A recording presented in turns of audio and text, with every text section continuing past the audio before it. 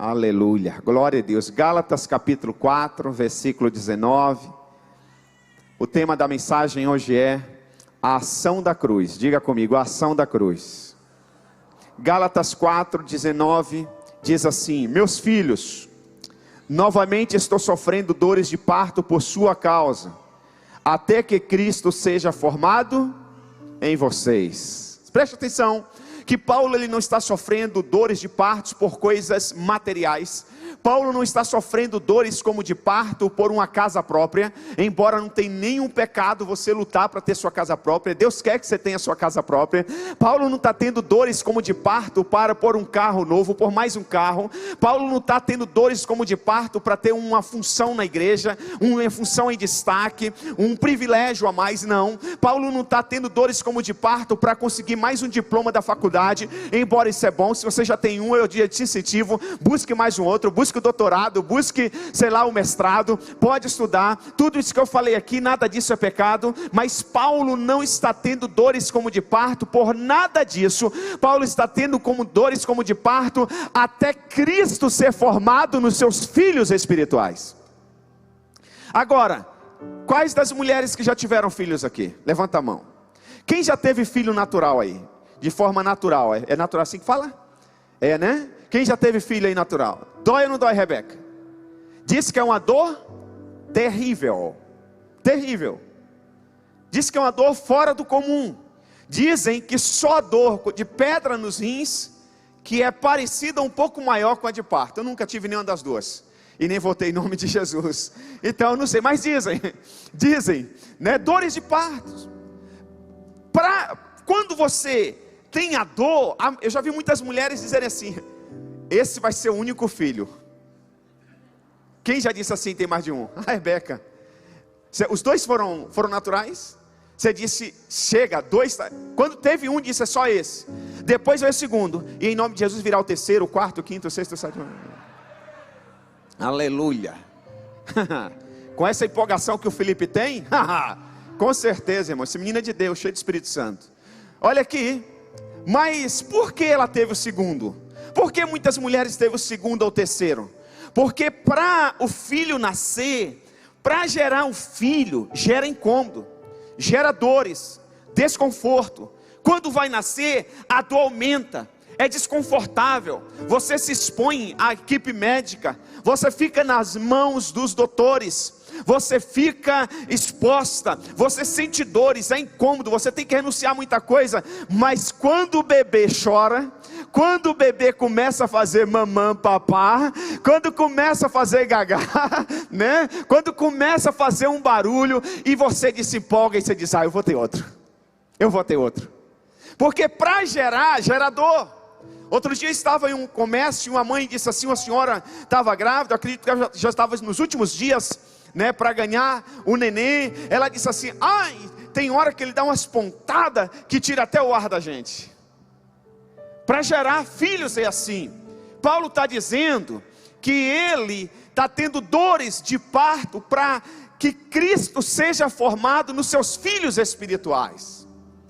Então isso quer dizer, preste atenção, que para Cristo ser formado em nós, vai ter dores, vai ter desconforto. O interessante é que nesse texto que nós acabamos de ler, Paulo usa a figura de um parto para jogar luz sobre o processo que Deus desenvolve na vida de todo cristão. Trata-se de um processo meticuloso, envolve e espera, assim como a mãe aguarda a chegada do filho após meses de gestação. Ou seja, a vida cristã, ela é um processo. Diga, a vida cristã, ela é um processo. A vida cristã não é um evento que acontece hoje e ponto final. Não, a vida cristã é um processo. É como dizem assim, é como andar de bicicleta. Talvez você diga, pastor, mas eu consigo andar de bicicleta sem pedalar, eu pego uma banguela. Mas tem vai chegar uma hora que você vai ter que pedalar. Não dá para viver a vida toda de banguela, de bicicleta de banguela, não dá. A vida cristã, mesma coisa.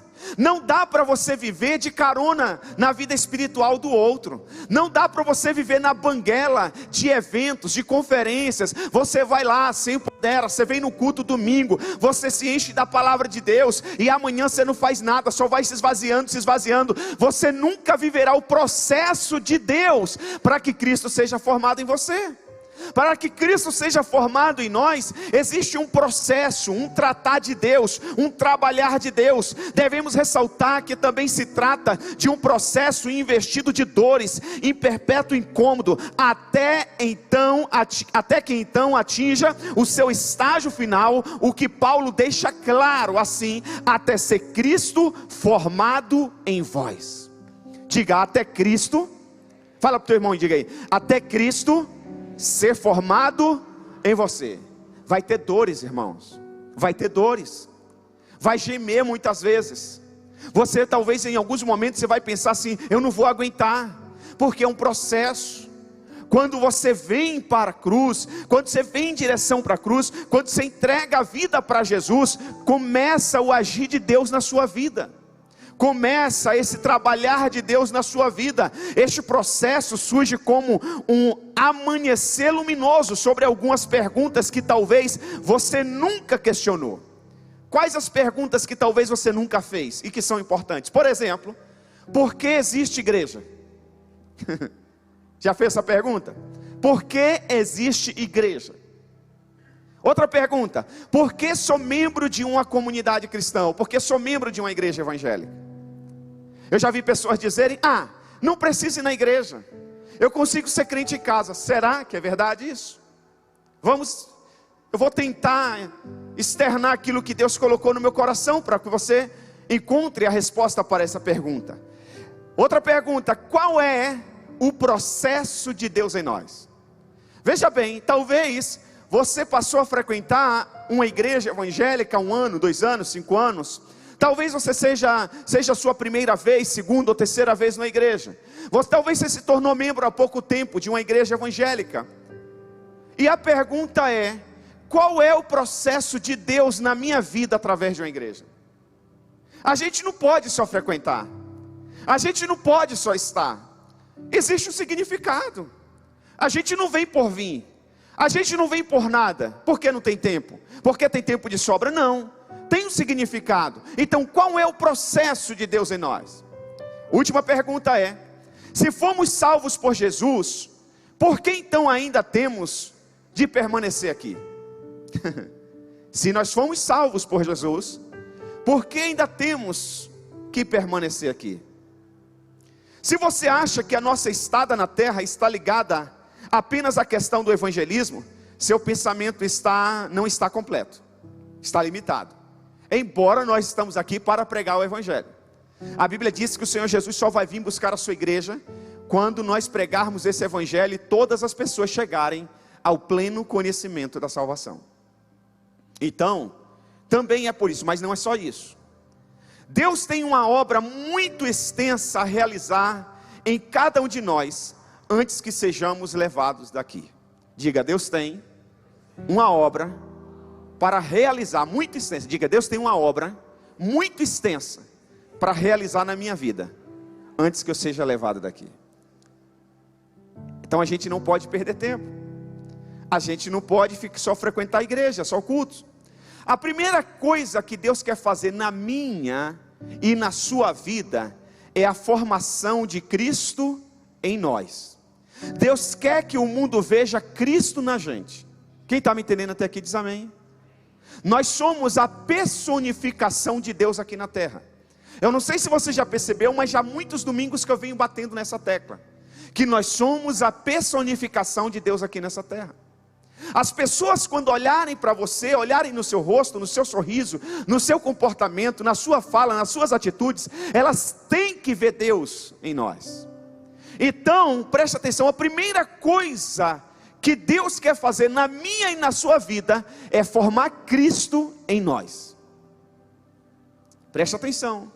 Pastor, mas eu vim para a igreja porque eu queria que Deus restaurasse o meu casamento. Ele faz. Eu quero, se Deus, pastor, que Deus abra uma porta de emprego. Ele faz, tem vários testemunhos aqui. Ai, pastor, eu queria tanto uma promoção na empresa, eu queria concluir a faculdade. Deus também permite. Tem vários testemunhos aqui.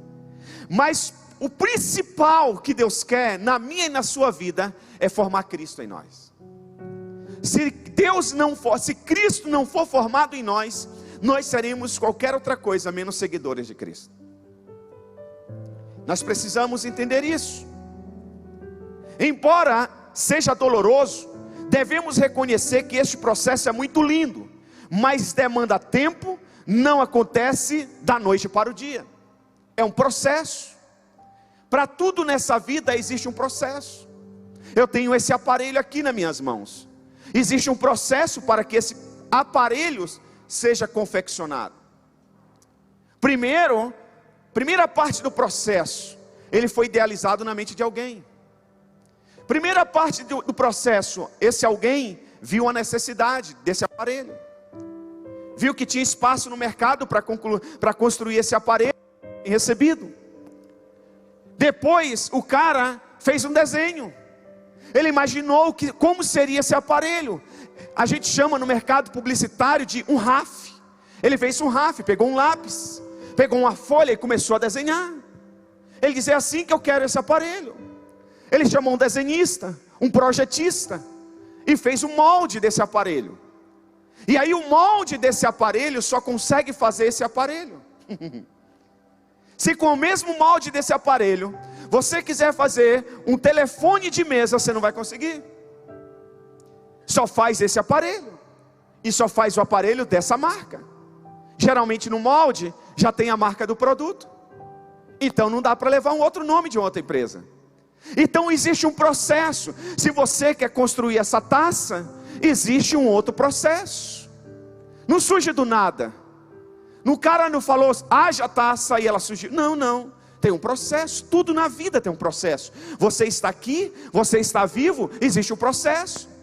Seus pais se conheceram, se amaram, se engraçaram. Tem todo um processo, você sabe disso. Quando a sua mãe descobriu que estava grávida de você, ela não disse: ah, legal, meu filho vai nascer amanhã. Não, ela precisou esperar o processo, 9 meses. E quando acontece da criança nascer fora do tempo, geralmente vai para a incubadora. Porque no processo natural, nasce e vai para casa.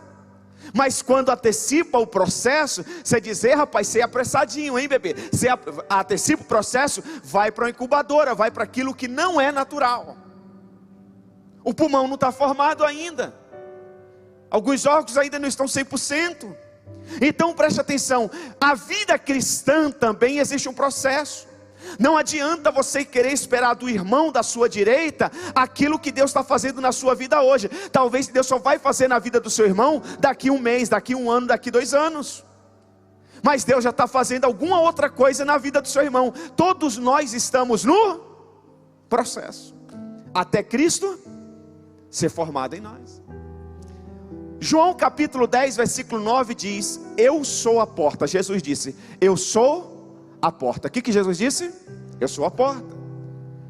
Mas por um outro lado também ele disse: eu sou o caminho, a verdade e a vida, e ninguém vem ao Pai a não ser por mim. A declaração feita por Jesus em João 14 estava ligado a algo muito familiar a qualquer judeu.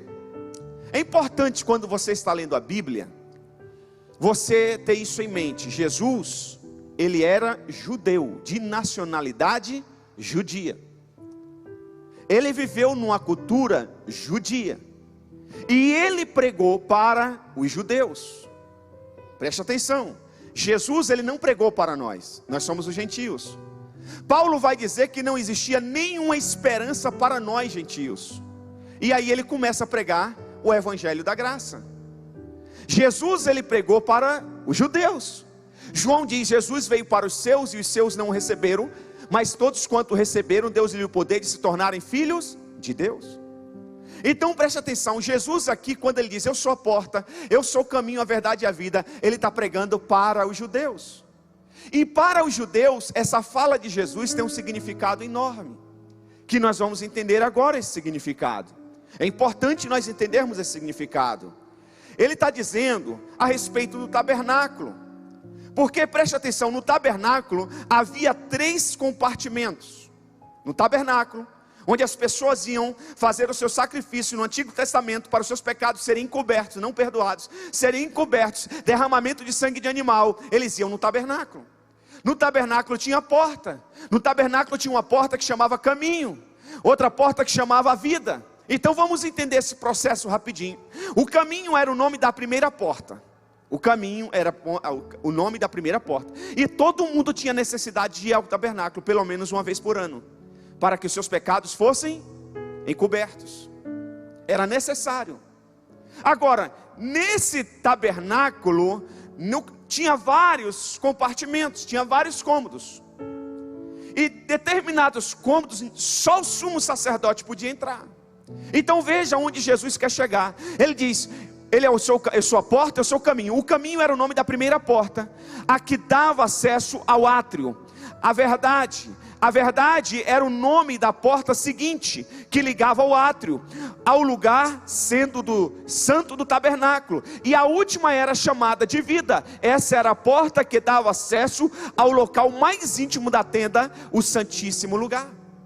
Então preste atenção, lembra daquela mulher samaritana, quando ela encontra Jesus, ela diz assim: Senhor, os nossos antepassados dizem que nós deveríamos te adorar em Jerusalém, e outros diziam que era no monte. De fato, onde que é que nós devemos te adorar?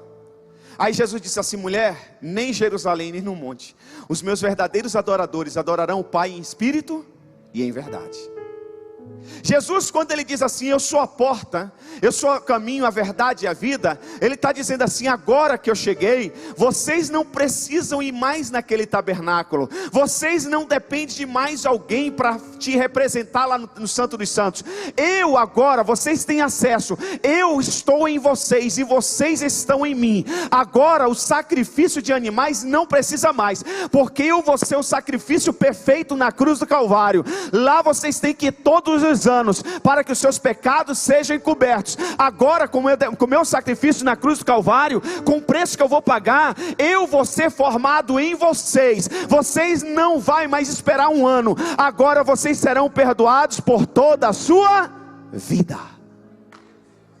É aqui que nós entendemos que a Bíblia diz que Deus perdoa o nosso pecado do passado, do presente e do futuro. Porque no Antigo Testamento só perdoava o do passado, nem o do presente, nem o do futuro. Por isso que o cara tinha que voltar. Jesus está dizendo: ei, agora eu sou o tabernáculo. Vocês agora me têm. Vocês agora não precisam ir mais a Jerusalém. Eu estou aqui. Por isso que o evangelho chegou aos gentios. Existe uma religião, e eu estava conversando com um membro, seguidor fiel dessa religião, alguns anos atrás. E ele disse assim: pastor, na nossa religião, pelo menos uma vez da vida, os seguidores têm que ir a Meca, se eu não me engano. Meca. Eu disse: se alguém não tiver condição financeira, ele disse: o cara tem que dar um jeito. O cara tem que fazer as suas economias, porque ele só consegue falar com o nosso líder, que já morreu, que não ressuscitou, se ele for a Meca. É uma promessa, todo seguidor tem que estar lá. Talvez você nunca vá a Jerusalém, eu acredito que você vai, eu profetizo que você vai em nome de Jesus. Mas se você nunca pisar em Jerusalém, Jesus está aí com você. Você não precisa ir lá para sentir Ele. Você não precisa fazer tal coisa, Ele já fez, aleluia. Você não precisa toda hora estar matando o animal, toda hora estar indo lá. Não. Ele já te perdoou no passado, no presente e no futuro. Porque Ele é a porta e Ele é o caminho, a verdade e a vida. Ele é o tabernáculo perfeito de Deus para nós. Aleluia. Olha aqui, o tabernáculo é também uma figura da vida cristã. Olha o que diz o autor aos Hebreus. Hebreus capítulo 8, versículo 5 diz assim: eles servem no santuário, que é cópia e sombra daquele que está nos céus. Presta atenção. O autor aos Hebreus diz: eles quem? Os judeus do Antigo Testamento. Ele diz: eles servem no santuário, que é cópia e sombra daquele que está nos céus. Já que Moisés foi avisado quando estava para construir o tabernáculo. Ou seja, Moisés construiu o tabernáculo, porque Deus avisou para ele e deu os detalhes de como seria o tabernáculo. Então preste atenção, tenha o cuidado de fazer tudo segundo o modelo que lhe foi mostrado no monte. Deus está dizendo para Moisés. Então, o autor aos Hebreus diz: eles servem no santuário que é cópia. Cópia de quem? De qual tabernáculo? De Jesus.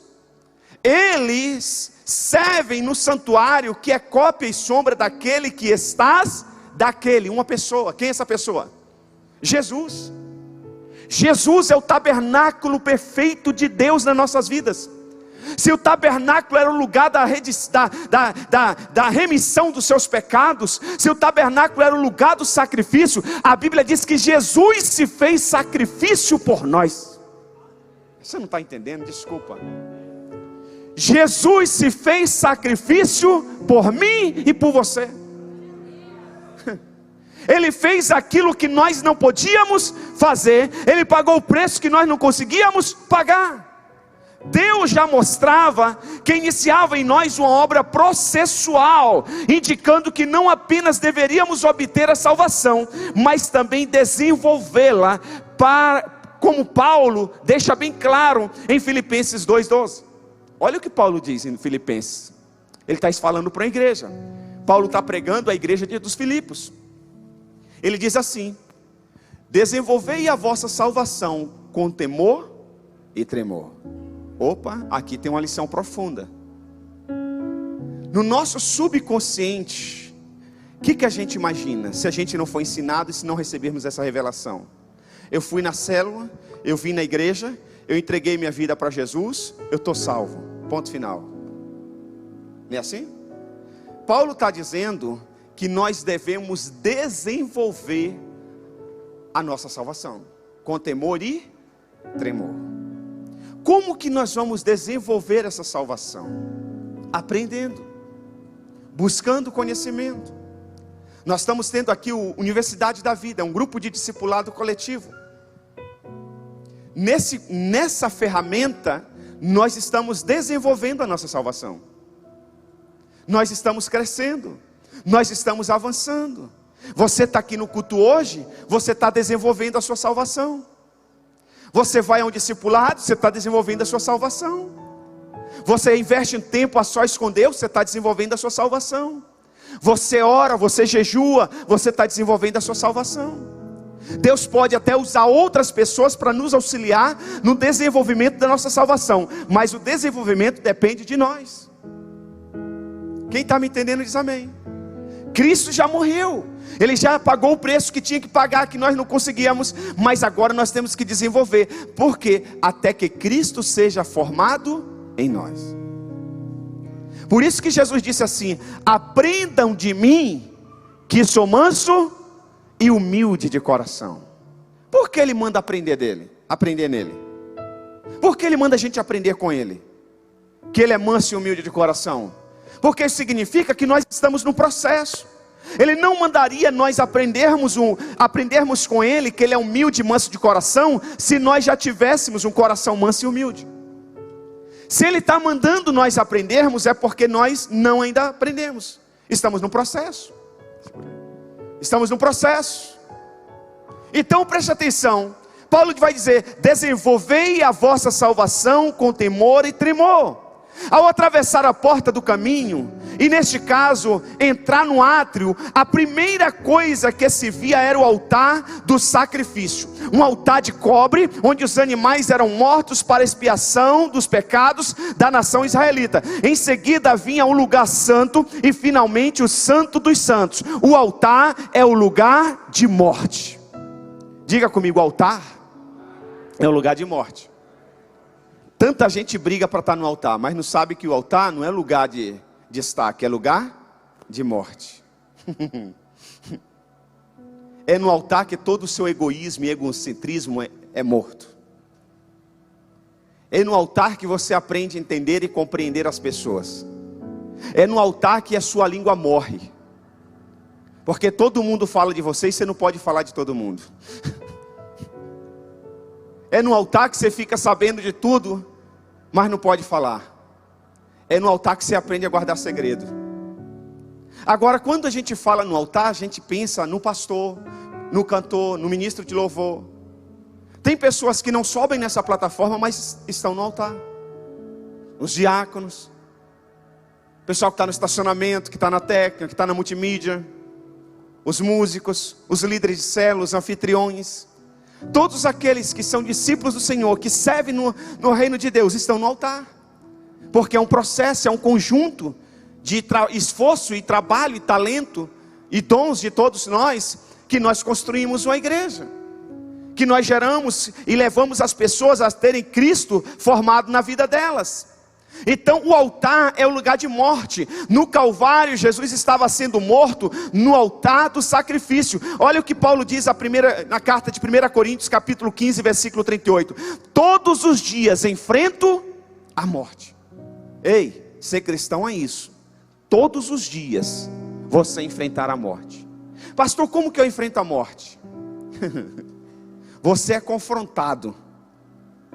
Se você aceitar o confronto, o seu eu vai morrer. Mas se você revidar o confronto de alguma maneira, ou até fugindo do confronto, você nunca vai morrer. Por isso que tem pessoas talentosas, pessoas de Deus, pessoas cheias do Espírito Santo, que ainda não deixaram Cristo ser formado nelas. Na hora do confronto elas pulam do barco. Na hora de ficar calada e mostrar que elas estão aqui para que Cristo seja formado nela, e não ela aparecer, aí muitas não aceitam. Então preste atenção, se nós não enfrentarmos a morte todos os dias, Cristo nunca vai ser formado em nós. Quer ver um outro exemplo? Eu dei um exemplo de dentro da igreja. No trânsito, você é estouradinho, né? Qualquer coisa você briga, para o carro, desce do carro, quer chamar a galera para briga. Você agora veio para Jesus. Já não pode ser assim. Esse lado seu tem que morrer. Porque agora não é mais você que se defende, é Cristo que defende você. Não é mais você que faz justiça, Jesus é a nossa justiça. Isso é morrer. Quer ver uma coisa? Você dizia assim: eu não aceito ninguém mandar na minha vida. Aí você virou um machista, casou e virou machista.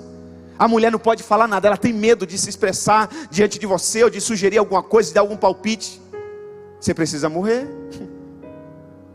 Precisa morrer. Porque você é o líder, mas nós temos uma liderança compartilhada. A liderança de Deus, ela é compartilhada. Nós somos o cabeça, mas a esposa pode falar. Por isso que a Bíblia diz que é melhor serem dois do que um. Porque se um cair, se um tropeçar, o outro levanta. Então você precisa morrer nessa área. Quem sabe você ainda não morreu na área financeira. Você gasta demais. Você não sabe administrar, você precisa morrer. E para morrer você vai ter que pedir ajuda de alguém.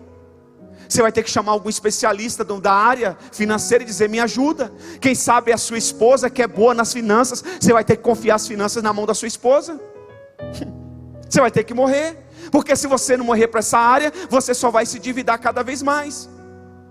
E para que Cristo seja formado em você, não é só em uma área ou em outra área, é em todas as áreas da nossa vida. Quem está me entendendo diz amém.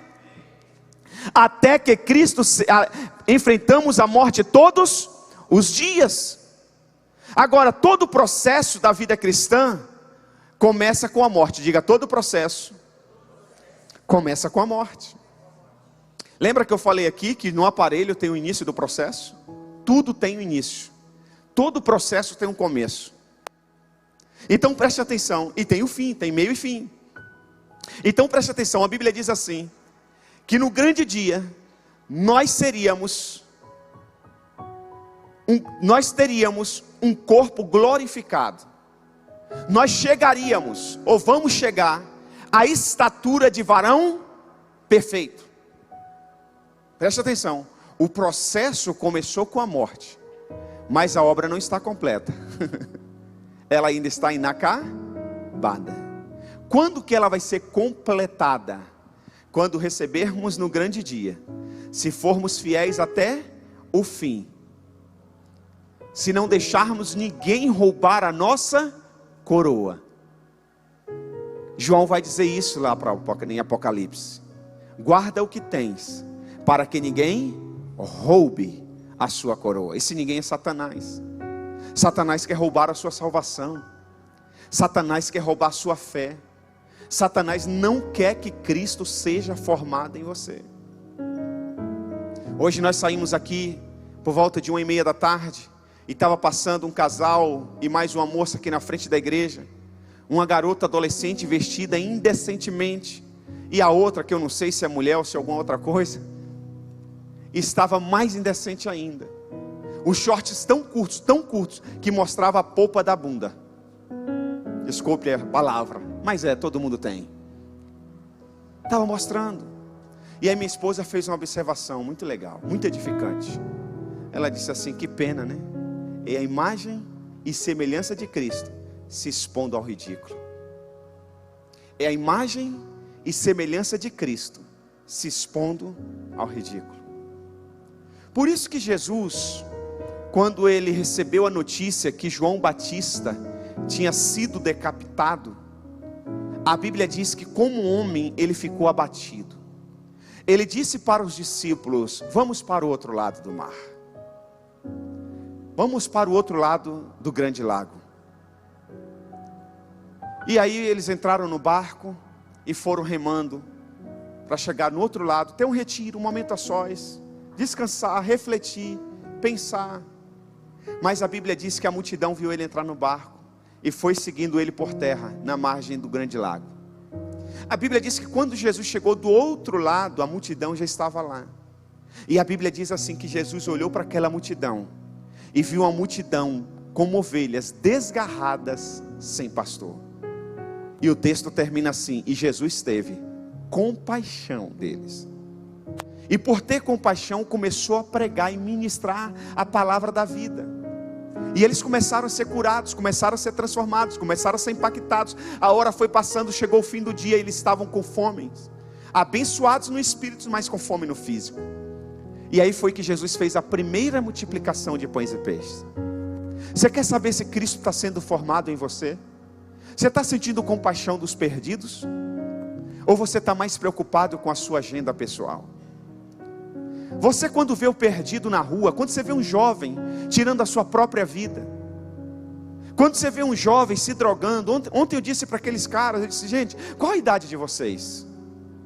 Não foi, Wagner? Ele disse, eu falei: você, 17, você, 18, você, vou fazer 19 agora, essa semana.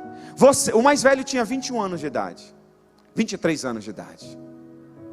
Nós temos que ter compaixão. A Bíblia diz que Jesus, ele olhou para a multidão e teve compaixão. Se Cristo está sendo formado em nós, nós temos também que sentir o mesmo que Cristo sente. Mesmo que Cristo sente. Então nós temos que sentir compaixão pelo perdido. Nós temos que ser mais tolerantes no mundo intolerante. Nós precisamos ser mais relevantes em um mundo irrelevante. Nós temos que estar na contramão do sistema. Eu disse para os meus discípulos agora há pouco, eu disse: cara, eu estou me desligando do sistema desse mundo. O sistema diz que você tem que estar conectado o tempo todo. O sistema diz que você tem que estar ligado nos jornais o tempo todo. Diz: eu era assim, eu era ligado em jornal, eu assistia jornal de manhã, meio-dia, eu assistia jornal à noite, eu ia dormir igual zumbi com sono, para assistir o jornal, para estar bem informado, para saber o que está acontecendo em todos os cenários mundiais. Eu cheguei, sabe de uma coisa? Não é isso que vai mudar a minha vida. Quem vai mudar a minha vida é Jesus. Eu busco a informação. Hoje eu assisto telejornais no máximo 2 vezes por semana. Eu estou informado, não virei ser de outro planeta, não virei esquisito, mas eu tenho mais tempo para os meus filhos, tenho mais tempo para minha esposa, eu tenho mais tempo para Deus, eu tenho mais tempo para mim. Então nós precisamos ver Cristo sendo formado em nós. Se Cristo está sendo formado em nós, as nossas atitudes têm que ser parecidas com a de Cristo. Deixa eu te fazer uma pergunta.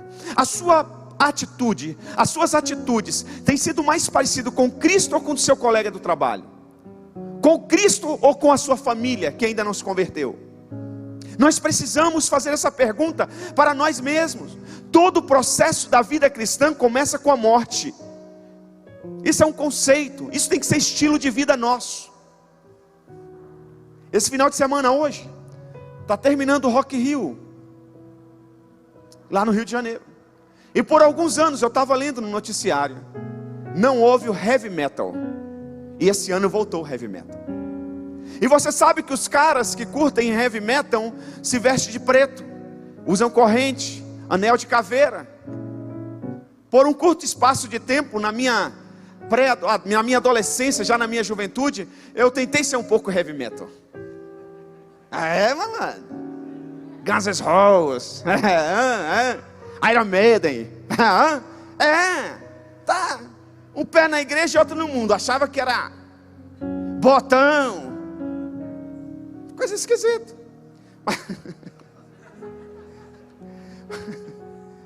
Mas todo mundo que vê uma pessoa vestida de preto, com a bota, corrente, caveira, tatuagem, cara de mal, que às vezes não tem nada de mal, é só cara. O cara é uma moça, uma gente boa demais, mas só cara de mal. Você diz assim, você olha, ele não precisa falar nada. Você não precisa conversar com ele nada. Você já diz o quê? Ele curte o quê? Heavy metal. Pesadão. Lembra dos hippies? Quem é dessa época dos hippies? Levanta a mão e confessa a idade. Você olhava para a pessoa, ele não falava nada. Cheirava forte.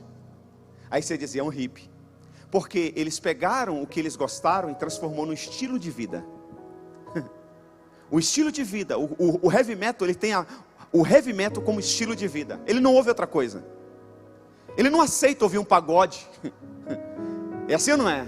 Ele não aceita ouvir um sertanejo. Ele só quer ouvir. Não está entendendo nada. E ele diz, tá maravilhoso, está gostoso. É o estilo de vida dele. Ele não é eclético.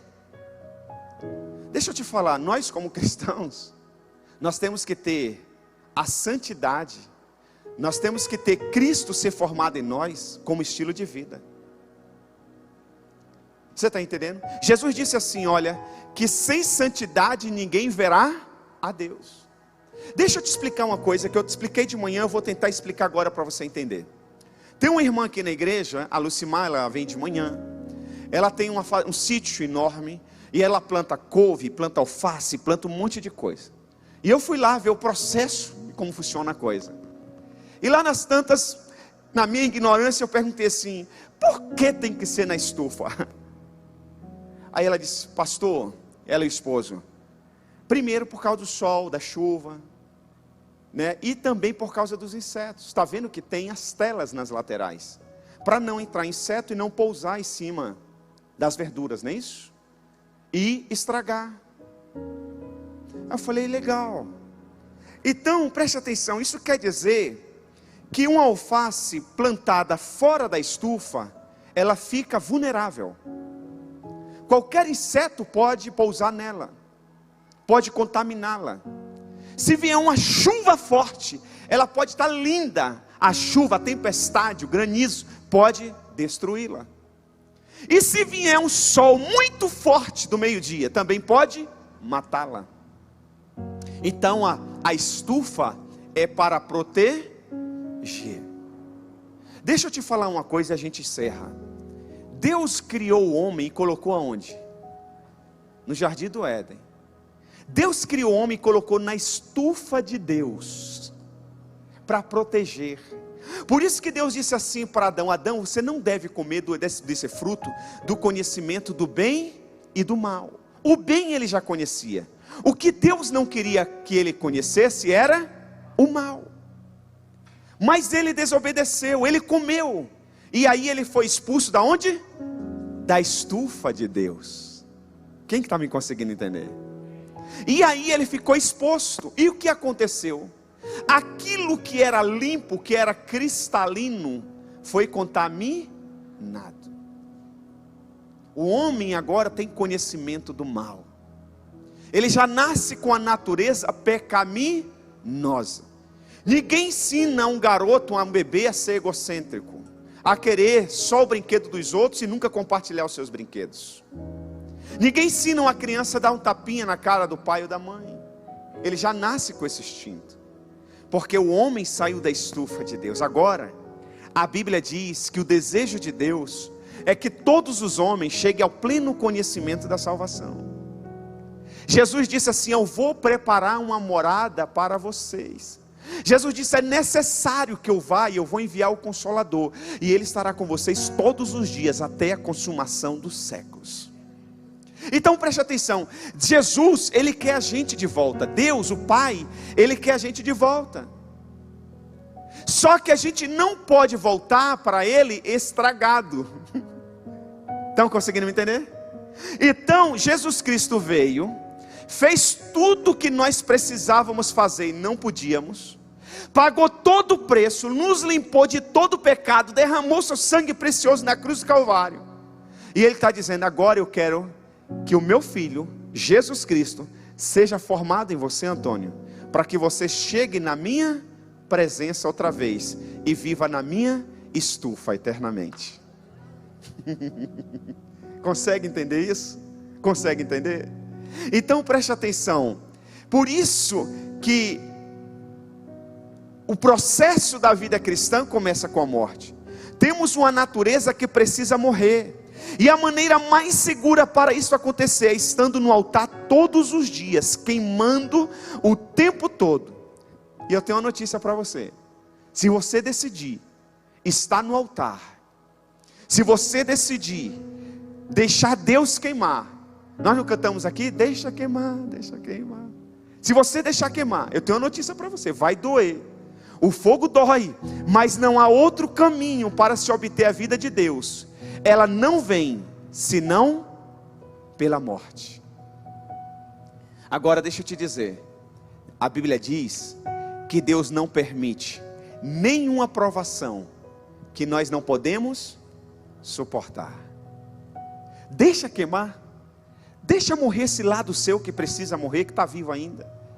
Você diz: pastor, mas eu não vou aguentar. Vai, porque Deus é contigo. Ele é contigo. Jesus morreu, foi sepultado e ressuscitou. Esse é o nosso caminho. Jesus morreu, foi sepultado e ressuscitou. Esse é o nosso. Ele disse: eu sou o caminho, a verdade e a vida. Se você quer que Cristo seja formado em você, você tem que morrer. Romanos capítulo 8, versículo 29 diz: pois aquele que de antemão conheceu, também o predestinou para serem conforme. Para serem conforme. Qual que é a proposta do cristianismo? É que você seja conforme a imagem de quem? Do seu filho. Quem é esse filho? Jesus. Então, você tem que chegar no espelho em casa e dizer assim: Isaac, você está sendo formado a imagem de Jesus Cristo? As pessoas estão vendo Jesus em você? E Paulo continua dizendo assim à igreja de Roma: a fim de que ele seja o primogênito entre muitos irmãos. Não sei se você tem mais irmãos, mas no meu caso nós somos em 3 homens e 3 mulheres. Vamos pegar os 3 homens. Eu tinha um irmão que era muito briguento na escola. E quando, tipo assim, os caras não conseguiam vencer ele na briga e apanhava dele, e os caras encontravam o mais novo, o que eles faziam? Você é irmão de fulano, né? Aí você acha que eu falava o quê? Acertou. Não, quem? Quem é? Eu não sei não. O Edi está dizendo, mas a cara não nega, né? Olha aqui. Eu falava: não, esse briguento não é meu irmão não. Você pega um irmão que matou, que roubou, que é maconheiro, que está envolvido em encrenca aí, e alguém diz: você é irmão de fulano? Você hoje é crente, você não vai mentir, mas você conta outra história e sai daquele assunto. É assim ou não é? Vocês, então, está chovendo hoje, né? Está quente. Vamos para a igreja? Entendeu? Porque você não quer que o outro ache que você é igual àquele problema. Preste atenção, gente. Preste atenção. A Bíblia diz que o Senhor nos predestinou para nós sermos, olha aqui, está aqui, para nós sermos conforme a imagem de seu filho, a fim de que ele seja o primogênito entre muitos irmãos. Ou seja, Jesus era um filho único, primogênito, unigênito. Mas a proposta de Deus é ter muitos filhos.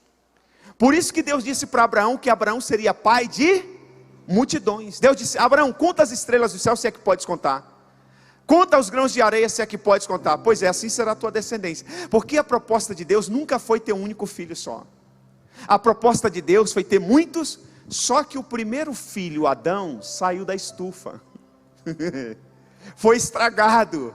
Virou um problema. Então o filho mais velho, o irmão mais velho, veio para regenerar o irmão Adão. E aí ele quer que nós, a imagem dele, seja a forma nossa, seja igual a do filho. Para quê? Para que o filho seja o primogênito entre muitos irmãos. Deixa eu te falar, se depender de você, ele vai ter muitos irmãos?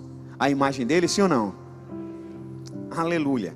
Provérbios 25:4 diz: quando se retira a escória da prata, nesta se tem material para o ourives.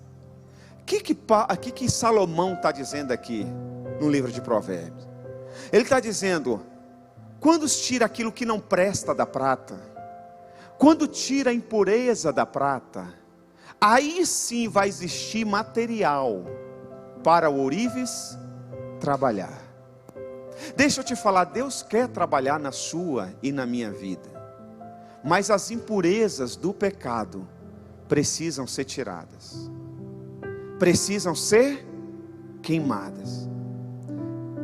Tudo começa na cruz, permanece na cruz e termina na cruz. Se coloque de pé.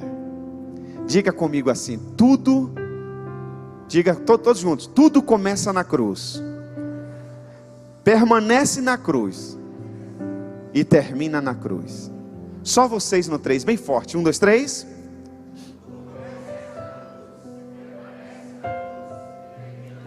Outra vez.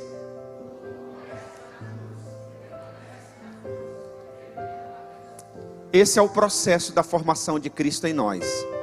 Uma vida plena de mortificação. Você quer ser cristão? Você quer ser discípulo de Jesus? Você quer ir morar nos céus eternamente com Ele? Você precisa morrer. Eu não sei qual área da sua vida que precisa morrer, mas você sabe, e melhor que você, Deus sabe. Feche seus olhos.